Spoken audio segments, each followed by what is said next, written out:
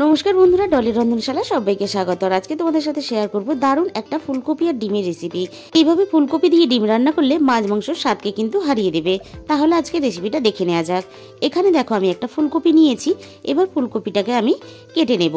আর আজকে রেসিপিটা ভালো লাগলে ভিডিওতে একটা লাইক করো, প্রচুর প্রচুর শেয়ার করো। ফুলকপি কেটে নেওয়ার পরে দেখো ফুলকপির যে ডাটাগুলো থাকে সেইগুলো কিন্তু আমি কেটে এইভাবে বাদ দিয়ে দিলাম।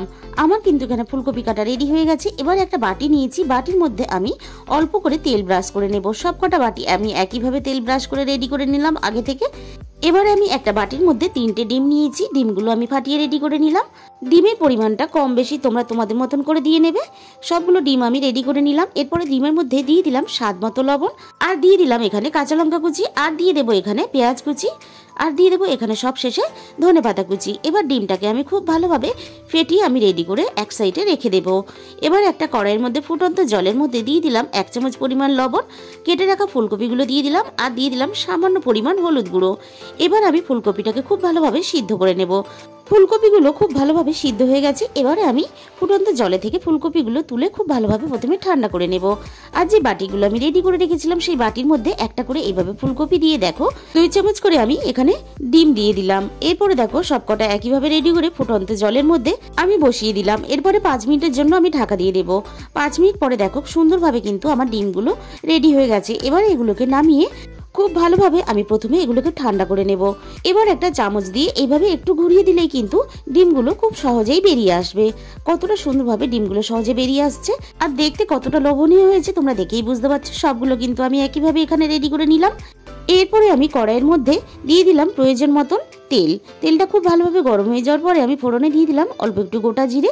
তেলের মধ্যে আমি দিয়ে দিলাম আগে থেকে কেটে রাখা আলুগুলো আমি এখানে একটু বড় সাইজের করে কেটে নিয়েছি।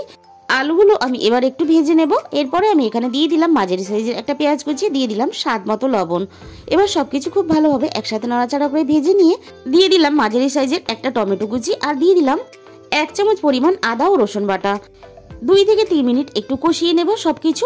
এরপরে আমি এখানে দিয়ে দিলাম 1/2 চামচ পরিমাণ হলুদ গুঁড়ো, দিয়ে দিলাম 1 চামচ পরিমাণ ঝাল লঙ্কার গুঁড়ো, আর দিয়ে দিলাম 1/2 চামচ পরিমাণ ধনে গুঁড়ো, আর 1/2 চামচ পরিমাণ জিরের গুঁড়ো, আর দিয়ে দেবো এখানে কালারের জন্য 1/2 চামচের একটু কম কাশ্মীরি লঙ্কার গুঁড়ো, আর সব শেষে দিয়ে দিলাম এখানে অল্প একটু মটরশুঁটি। এবার সবকিছু খুব ভালোভাবে আমি এখানে কষিয়ে নেব। মশলা থেকে সুন্দরভাবে তেল ছাড়তে শুরু করে দিয়েছে। এবারে আমি এখানে প্রয়োজন মতো জল দিয়ে খুব ভালোভাবে সিদ্ধ হতে দেবো আলুগুলোকে। ঝোলটাও অনেকটা কমে এসেছে আর আলুগুলো খুব ভালোভাবে সিদ্ধ হয়ে গেছে।